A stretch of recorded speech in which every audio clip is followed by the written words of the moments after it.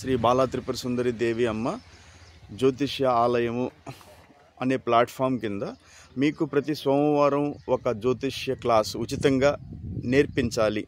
ఎందుకంటే సమాజంలో జరుగుతున్నటువంటి ఈ రుగ్మతలను తగ్గించాలి అంటే ఒక వ్యక్తి పోరాడితే కుదరదు. ఎందుకంటే ఇది పెద్ద సబ్జెక్టు ఎక్కువ స్థలం, ఎక్కువ ప్లేసు, ఎన్నో డిస్ట్రిక్టులు, అంటే ఉభయ తెలుగు రాష్ట్రాలు. ఇక మనం నార్త్ సైడ్ గురించి మనకు తెలియదు. వాళ్ళు ఎలా దాన్ని ఆలోచిస్తారో, ఏ విధంగా చూస్తారో. ఉత్తరాది జ్యోతిష్యం అంటే వాళ్ళు ఇదే ఫాలో అవుతారు. కానీ మనకి మన లోకల్ ఏరియాల్లోనే మనం అంటే మనసుల్లో ఉన్నటువంటి ఆ జ్యోతిష్యాన్ని, ఆ భ్రమలను తొలగించలేకపోతూ ఉంటే ఎక్కువ ఏరియాలు మనం తీసుకొని చేయాలంటే కష్టం అవుద్ది. అందుకని భాషా భేదం ఉంటుంది కాబట్టి మన అట్లీస్ట్ మన ఉభయ తెలుగు రాష్ట్రాలు, తెలుగు ప్రాంతాల్లో ఈ జ్యోతిష్యం దాంట్లో ఉన్న భ్రమలను తొలగించుకోవాలి. ఇప్పుడు కాకపోయినా ఇప్పటికిప్పుడు నేను చేయలేకపోయినా వచ్చే 4 సంవత్సరాలు 5 సంవత్సరాలు లేదు, నేను ఈ భూమి మీద బతికున్నంతకాలం ఈ జ్యోతిష్య అనే ఈ టాపిక్ని ప్రజల్లో చాలా డీప్గా తీసుకెళ్ళాలి. అంటే నమ్మే వాళ్ళని, నేను పర్సనల్గా నన్ను చాలామంది అడిగారు, మీరు నమ్ముతారా అంటే నేను నమ్మను, కానీ ప్రజలు నమ్ముతున్నారు. వివాహాల దగ్గరకు వచ్చేటప్పుడు నాకు వివాహ పరిచయ వేదికల్లో ప్రజలతోటి ఎక్కువ ఆన్లైన్లో మనం ఆదివారం కలుస్తున్నాం 10 గంటలకి వివాహ పరిచయ వేదిక కింద. అక్కడ ఎంతోమంది తల్లిదండ్రులు నాకు చెప్పటం, వాళ్ళు పర్సనల్గా ఫోన్ చేసుకొని రావటం, ఇలా జరిగింది సార్ నాతోటి అని చెప్పినప్పుడు నేను ఇది ఒక పెద్ద సామాజిక రుగ్మత. దీనికోసం మనం ప్రజా చైతన్యం కింద అందరితోటి, అన్ని వర్గాల వారిని కలుపుకుంటూ సమాజంలో ఉన్నత మధ్య ఏ వర్గం వాళ్ళైనా అందరితో కలుపుకొని సంఘ సంస్కర్తలు అలాంటి వాళ్ళు వీళ్ళందరితో డిస్కషన్ చేసి దీన్ని ఇప్పటికిప్పుడు మనం తీసేయాలంటే చాలా కష్టం. ఎందుకంటే ఇది మనకి ప్రజల్లో చాలా ఒక రకంగా సైకలాజికల్గా చాలా డీప్గా వాళ్ళ మనసుల్లో ఈ విషయం దాగి ఉంది. అది బయటికి తీయాలి.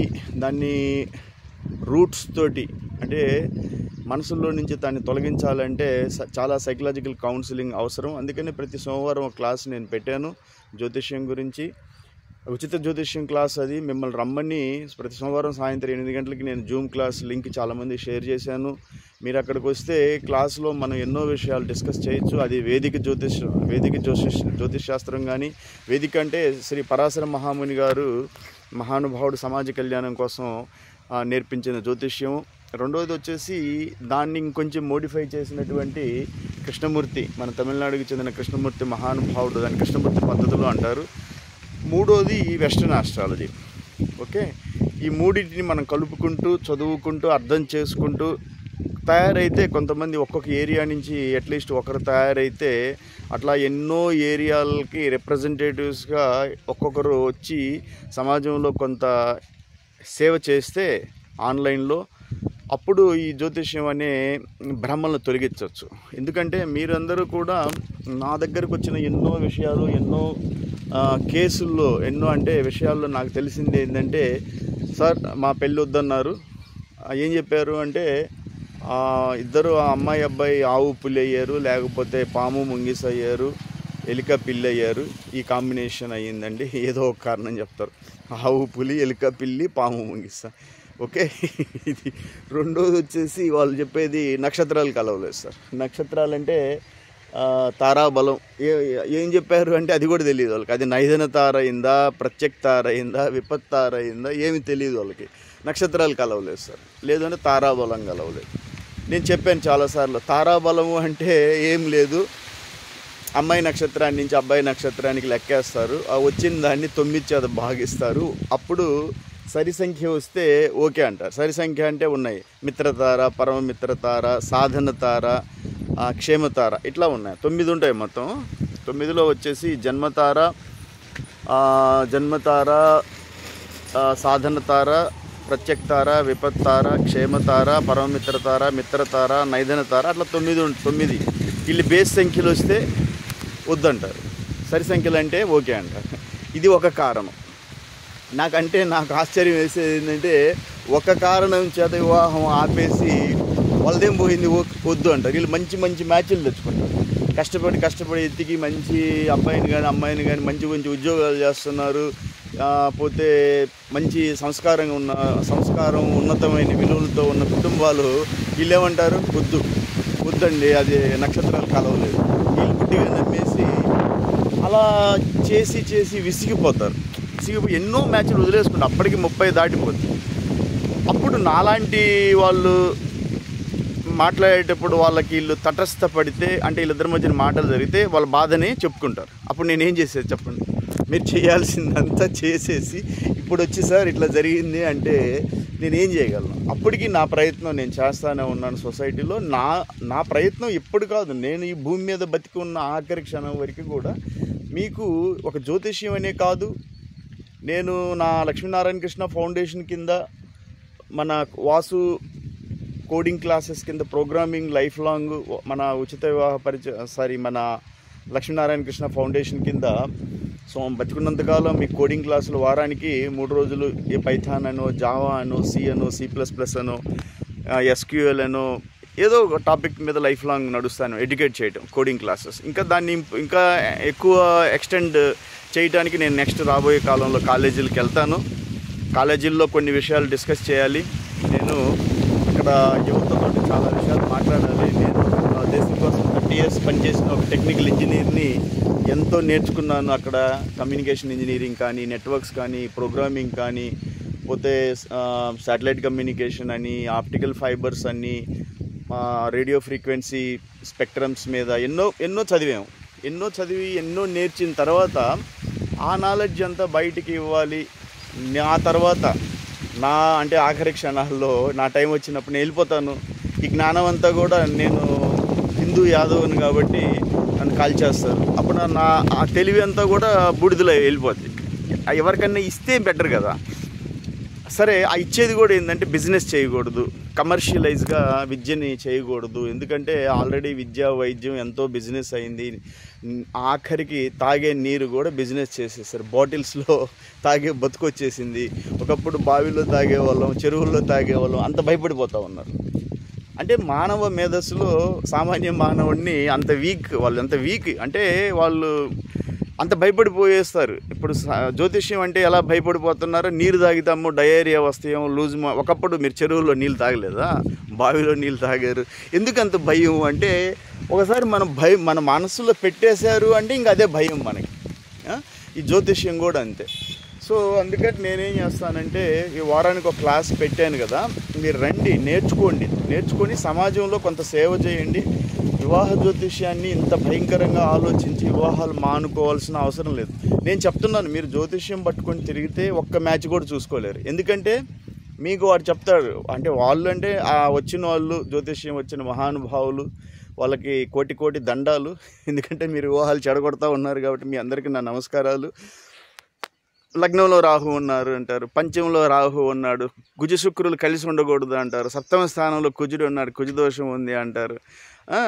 కుజుడు ఉండాల్సిన ప్లేసుల్లో లేరండి, 12వ స్థానంలో కుజుడు ఉన్నాడు, సప్తమ స్థానంలో కుజుడు ఉన్నాడు, కలత్ర స్థానం, అష్టమ స్థానం ఆయుస్థానంలో కుజుడు ఉన్నాడు, కుజదోషం అయిపోయింది, రజ్జు దోషం అయిపోయింది. వీళ్ళిద్దరూ అమ్మాయి అబ్బాయిది ఒకే నక్షత్రం, ఏకరజ్జు దోషం వచ్చేసింది. అమ్మాయిది అబ్బాయిది ఒకే నక్షత్రం, ఏకనక్షత్ర దోషం. అమ్మాయిది అబ్బాయిది ఏకరాశి అయిపోయింది, ఏకరాశి దోషం అయిపోయింది. త్రిజ్యేష్ఠ దోషం ఉంది. ఆ ఇంటికి అబ్బాయి పెద్దోడు, పోతే త్రిజ్యేష్ఠ అంటే జ్యేష్ఠ ఇంటికి పెద్దోడు జ్యేష్ఠుడు, జ్యేష్ఠ నక్షత్రంలో పుట్టాడు, జ్యేష్ఠ మాసంలో పెళ్ళి అంటున్నారు. సో ఇట్లా త్రిజ్యేష్ఠ దోషం ఉంది.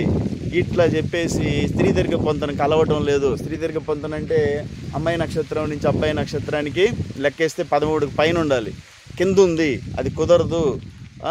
పోతే వేధా నక్షత్రాలు, ఈ నక్షత్రం ఆ నక్షత్రం అసలు పడదండి, వైరి నక్షత్రాలు అవుతున్నాయి వేధా నక్షత్రాల.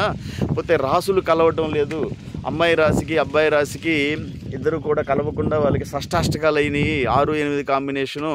పోతే నవపంచికాలు 9, 5 కాంబినేషన్ అయిపోయింది, 2, 12 కాంబినేషను, ద్విదశకము. పోతే ఇట్లా రాసులు కలవకపోతే భకూటా దోషం, దాని ఒక పేరు పెట్టారు, వీళ్ళు ఏమంటారు, భకూటా దోషం. అది భకూటా దోషం ఉంది, రాసులు కలవటం లేదు, నక్షత్రాలు కలవటం లేదు, ఏకనాడి దోషం ఉంది, అమ్మాయిది అబ్బాయిది ఒకే నాడి అయిపోయింది. మీకు తెలిసి చెప్పాను క్లాసుల్లో, ఆది నాడి, అంచెనాడి, మధ్య నాడి, 3 నాడులు ఉంటాయి. ఈ 3 నాడులు అంటే అమ్మాయిది అబ్బాయిది ఒకే నాడి అయితే ఏకనాడి దోషం అని చెప్పేసేసి ఇట్లా మీకు గ్రహమైత్రి, అమ్మాయి అబ్బాయి అంటే గ్రహాలు శత్రువులు అవుతున్నారు. ఇలా ఒక కారణం ఒకటే ఒక కారణం ఏది చెప్పినా వాళ్ళు ఏం చెప్తారు, ఒక కారణం చెప్తారు. ఆ ఒక కారణం చెప్పి ఆ వివాహాన్ని చెడగొట్టేస్తారు. నన్ను చాలామంది అడిగారు, సార్ మీరు ఇన్ని చెప్తున్నారు కదా, మేము జ్యోతిష్యం ఎవరికి వచ్చు, ఎవరి దగ్గరికి వెళ్ళాలి మేము, వాళ్ళు వచ్చు వాళ్ళకి బాగా జ్ఞానం ఉందని ఎలా తెలుసుకుంటారంటే, ఏ మహానుభావుడైతే ఒక కారణం చెప్పి ఆ పెళ్ళి వద్దంటాడో ఆ మహానుభావుడికి దండం పెట్టండి. ఎందుకంటే ఒక కారణం చెప్పి పెళ్ళి చెడగొట్టే మహానుభావులతోటి అది జ్ఞానం కాదు, అజ్ఞానం. అంటే వచ్చి రాని అంటే సరస్వతి తల్లి ఉంది, సృష్టికి మూలం ప్రకృతి, ఆదిశక్తి, పరాశక్తి అమ్మ. ఏ రూపంలో పిలిచినా అమ్మ అమృతవల్లి, కరుణామూర్తి తల్లి ఈ సృష్టిని తన కరుణా కటాక్ష వీక్షణాలతో ఆమె తల్లి ఏ రూపంలో పిలిచినా పలుకుద్ది. మీరు తెలుసు, సృష్టిలో మీరు రకరకాల రీజియన్లో బతుకుతూ ఉంటారు. ఒకరు విజయవాడలో ఉన్నారు, ఒకరు శ్రీకాళహస్తిలో ఉన్నారు, అక్కడ జ్ఞానప్రసూనాంబ అంటారు. ఓకే, ఇంకొకది ఇక్కడ అమ్మని మధుర మీనాక్షి అంటారు, కలకత్తా కాళీ అమ్మ అంటారు, పోతే వైష్ణోదేవి అమ్మ అంటారు కట్రా జమ్మూ కాశ్మీర్లో, కామాఖ్యాదేవి అమ్మ అంటారు మన అగర్తల ఆ ఏరియాలో. సో అమ్మని ఏ రూపంలో పిలిచినా కూడా తల్లి సృష్టికి మూల ప్రకృతి, శివశక్త్యైక బిందు స్వరూపిణి, ఓంకార బీజాక్షరి. అమ్మని అది జ్ఞానం, ఆమె జ్ఞానం ప్రసాదిస్తుంది మీకు. మీరు నేర్చుకోండి ఆ జ్ఞానాన్ని. తల్లి ఎప్పుడూ కూడా నేర్చుకునేవాడికి జీవితాంతం ఎప్పుడూ కూడా మనం జీవితంలో ప్రతి క్షణము కూడా, ఆఖరి క్షణము కూడా నేర్చుకోవాలనే తపన ఉండాలి మీలో. జీవితం ఎప్పుడూ నేర్చుకోవటం అనేది ఆగిపోదు, ఎప్పుడూ నేర్చుకోవచ్చు. ప్రతి క్షణం మనం నేర్చుకుంటూనే ఉంటాం జీవితం. అలా నేర్చుకునే వాళ్ళే గొప్పగా ఉంటారు. మీరు నేర్చుకోవడం ఇష్టపడరు, వచ్చింది చెప్తారు. ఆ వచ్చింది చెప్పేది ఏంటి, అది జ్యోతిష్యమా?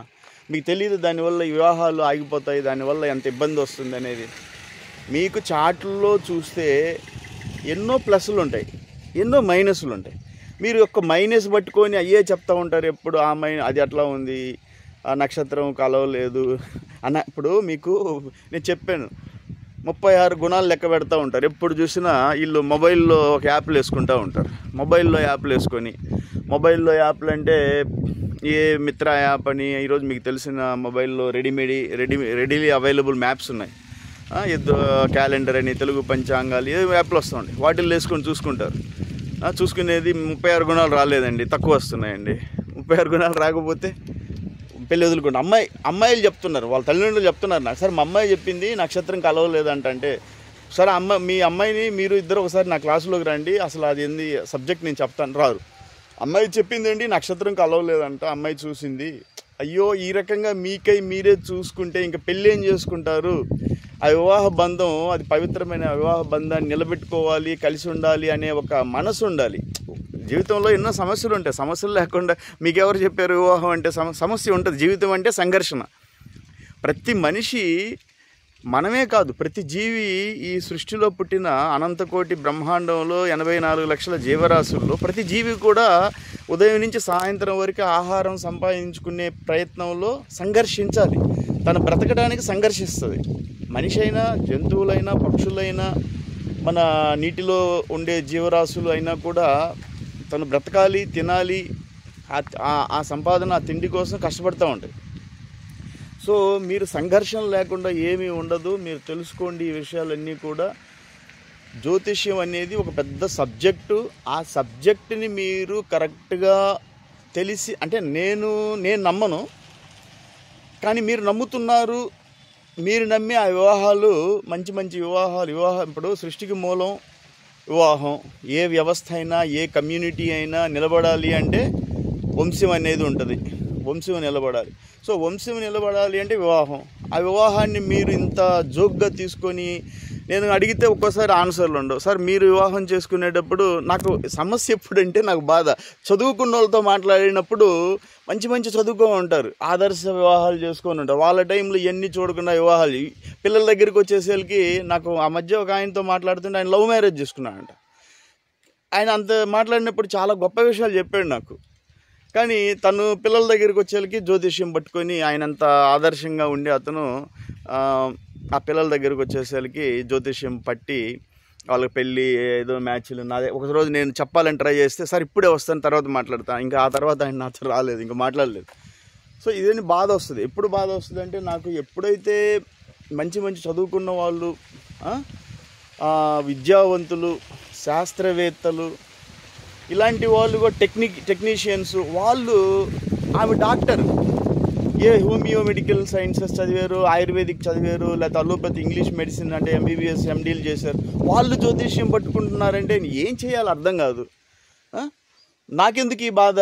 నన్ను అడిగారు నీకెందుకు ఈ బాధ అంటే, నాకెందుకు ఈ బాధ అంటే 30 సంవత్సరాలు దేశం కోసం చేశాను, 30 years చేశాను టెక్నికల్ ఇంజనీర్గా, ఎంతో చదువుకున్నాను, ఆర్మీలో అంటే నా తల్లి ఆర్మీ నాకు ఎంతో నేర్పించింది.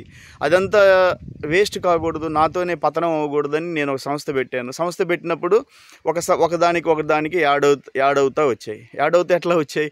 మొదట నేను కోడింగ్ క్లాసులతో మొదలుపెట్టిన నా జీవితం చిన్నగా వివాహాలు అంటే నేను వివాహాలు మా పాపకి బాబుకి వివాహాలు చూస్తున్న క్రమంలో కొంతమందికి డబ్బులు ఇచ్చి ఎందుకు వస్తారు జనరల్గా మీకు మ్యాచ్లు చూస్తామంటారు. నేను ఇచ్చాను, ఇవ్వలేదని నేను చెప్పను. అందులో నేను కూడా ఒక బాధితుడినే. డబ్బులు ఇచ్చి వాళ్ళు ఫోన్లు ఎత్తక సమాధానాలు చెప్పక మళ్ళీ ఎత్తినా కూడా అది కాదండి ఇది ఏదో కారణాలు చెప్తూ ఉంటారు, సిల్లీ స్టోరీస్ అంటారు. నేను మీలాగే ఒక బాధపడ్డ వ్యక్తిని. సమాజంలో వివాహాలకి ఇది బ్రోకర్లు అంటే మనం బ్రోకర్లు అంటే బాధపడతారేమో, పెళ్ళిళ్ళు పేరైలు అన్నాం, మన బ్రదర్సే వాళ్ళందరూ. ఇస్తే పని కాదు, తిప్పుతూ ఉంటారు. వాళ్ళ కోసం నేను ఆగలేను కదా. అలాంటప్పుడు నేను చూసి నాకు అనిపించినప్పుడు అరే అంటే సమాజంలో చాలా ప్రాబ్లం ఉంది, వివాహం దీన్ని పెద్ద సమస్యగా ఉంది, ఇది పెద్ద ఇష్యూ అవుతూ ఉంది. సో మనం సమాజానికి ఏదైనా చేయగలం అంటే ఓకే చేయగలం. ఎలా చేద్దాం అంటే ఒక ప్లాట్ఫామ్ పెడదాం, ఒక వివాహ పరిచయ వేదిక పెడదాం. ఆ పరిచయ వేదికలో ప్రతి ఆదివారం మనం వాళ్ళని కలుద్దాం, వాళ్ళకి మ్యాచెస్ ఉచితంగా ఇద్దాము అని ఇంకొక సర్వీస్ యాడ్ అయింది లక్ష్మీనారాయణ కృష్ణ ఫౌండేషన్కి. వాళ్ళతోటి ఈ తల్లిదండ్రులతోటి మాట్లాడే క్రమంలో చిన్నగా జ్యోతిష్యం పెద్ద సమస్య అయిపోయింది. ఆ జ్యోతిష్యం 75% మ్యాచ్లు జ్యోతిష్యం వల్లే పోతున్నాయి. కొన్ని మ్యాచ్లు ఏమో ఫోటోలు చూసేసి వాళ్ళు ఫోటోలు చూసి వద్దు తీసేయండి, ఈ మ్యాచ్ వద్దు, ఫోటోలు చూసి తీసేయండి. అరే ఫోటోల్లో ఏముంది, కావాలంటే 2-3 ఫోటోలు తీసుకోండి, అడగండి, లెఫ్ట్ రైట్ ఫోటోలు అడగండి. ఆ ఫోటోల్లో ఏం చూస్తారు అంటే తెలియదు, వీడియో కాల్ చేసుకొని చూసుకోండి. అలా కొంత ఏంటంటే ఫోటోలు చూసేసి మ్యాచ్లు వద్దు అనుకోవడం. కొన్ని మ్యాచ్లు ఏమిటంటే ఓవర్ ఎక్స్పెక్టేషన్లో ఏముంటాయి మనకి, 5-2 ఉన్న అమ్మాయి నాకు 5-9 కావాలి, ఎందుకు 5-9 ఎందుకు కావాలి, వచ్చిన మ్యాచ్లన్నీ వదిలేయట. 5-9 అంటే అంత ఈజీనా? 5-6 వచ్చారు, 5-6 వస్తే మాకు వద్దండి అంటారు. అట్లా మీరు కొన్ని మ్యాచ్లు వదులుకుంటారు.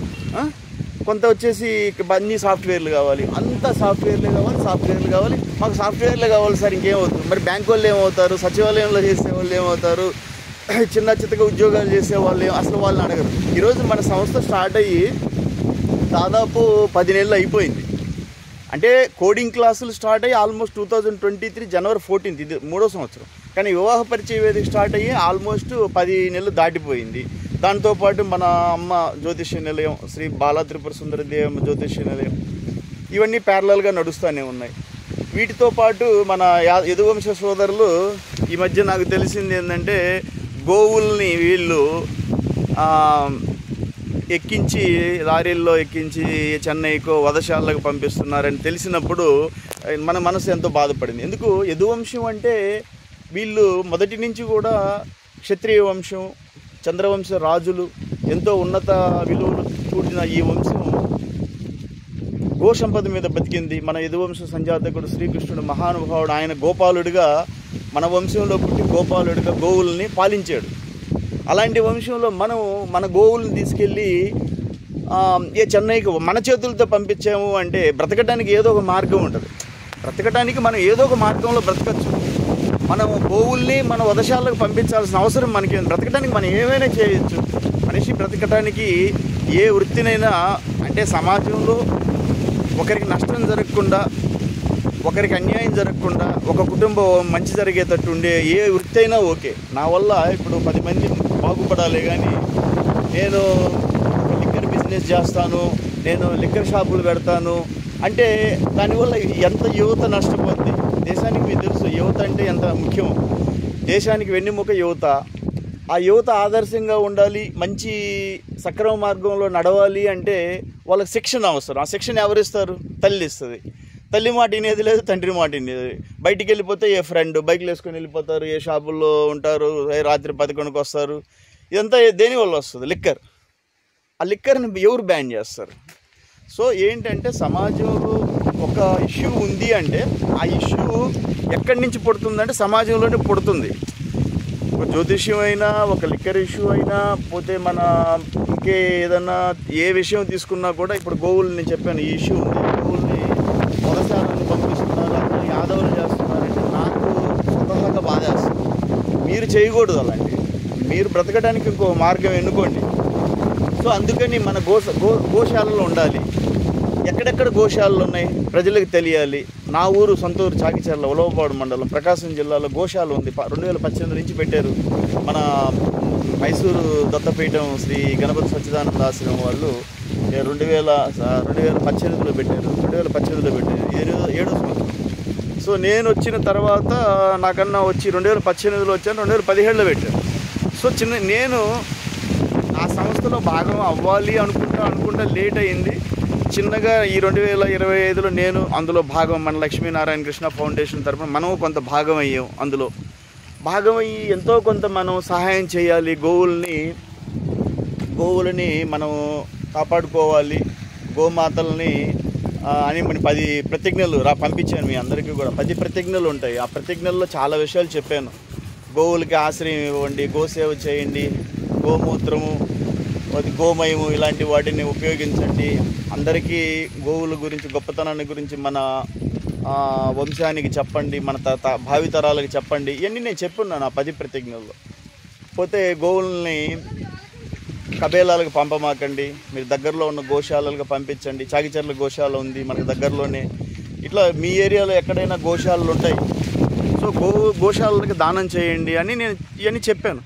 సో మన సంస్థలో, మన లక్ష్మీనారాయణ కృష్ణ ఫౌండేషన్లో గో సంరక్షణ సమితి కింద మిమ్మల్ని ఎంతోమందిని యాడ్ చేశాను.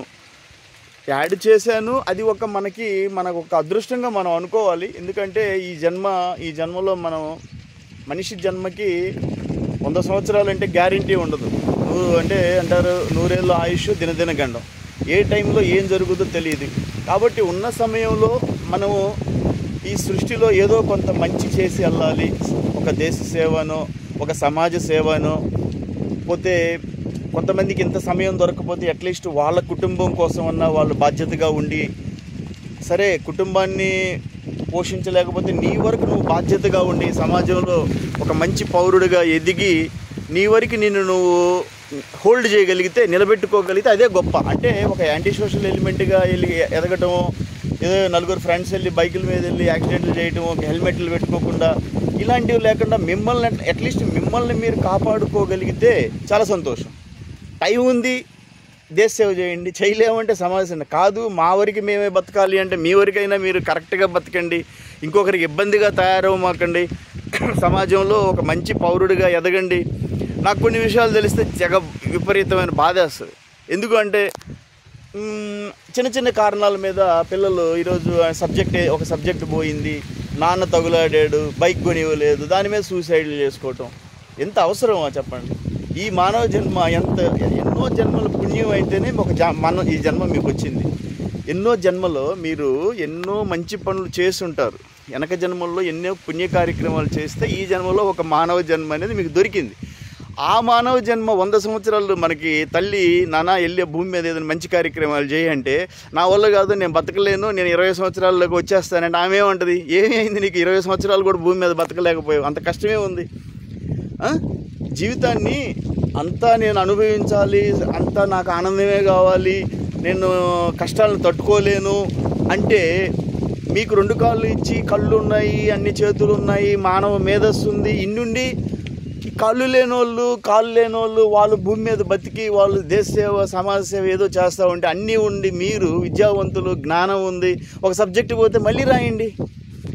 నాన్న తగులాడింది ఎందుకు తగులాడు? మీకోసమే, మీ భవిష్యత్తు కోసమే తగులాడాడు. నాన్న జన్మనిచ్చినాడు, 2 మాటలు అన్నాడు, తప్పు తెలుసుకో, తప్పు తెలుసుకో నాన్న, తప్పు తెలుసుకొని కరెక్ట్గా సరిదిద్దుకో జీవితాన్ని.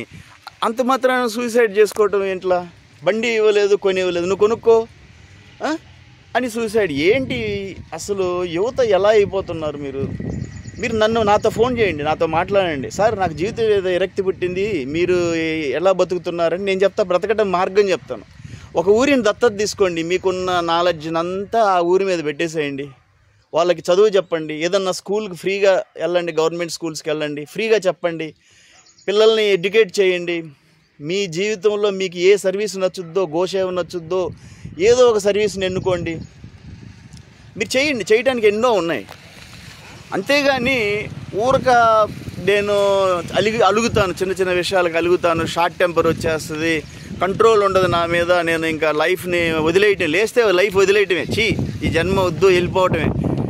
అలా ఎందుకు అని అడుగుతున్నాను. తల్లిని పూజించు, ఆమె అనంతకోటి బ్రహ్మాండ నాయకి తల్లిని ఆమెను పూజించు, ఆమెని ధ్యానించు, ఆమెని ఉపాసించు. ఏదో ఒక మంచి కార్యక్రమం చెయ్యి నాయన, ఎందుకు ఇలాంటివి అని నేను చెప్తాను మీ అందరికీ. ఏంటంటే యువత నెక్స్ట్ నా కార్యక్రమం ఏంటంటే, నా టార్గెట్ ఏంటంటే, నేను రాబోయే కాలంలో కాలేజీలకు వెళ్ళాలి. ఎందుకంటే యువత ఎక్కువ కాలేజీల్లో ఉన్నారు, విద్యావంతులు, అది విద్యాలయం కదా, విద్యను అర్థిస్తారు. వాళ్ళు విద్యార్థులయ్యి అక్కడ విద్య కోసం వెళ్తున్నారు. సో నా నెక్స్ట్ టార్గెట్ ఏంటంటే కాలేజీలకు వెళ్దాము, అక్కడికి వెళ్ళేసి నా కోడింగ్ క్లాసులు ఉచితంగా మీకు వారానికి 3 రోజులు ఆల్రెడీ నేను ఆన్లైన్లో ఇస్తున్నాను కదా, అదే క్లాసులు మీకు ఆఫ్లైన్ కూడా, ఆన్లైన్లో ఎట్లా నడుస్తుంటే ఆఫ్లైన్ కూడా ఉచితంగా 1 రూపాయి తీసుకోకుండా మీకు నేను హెల్ప్ చేస్తాను. ఎందుకంటే నాకు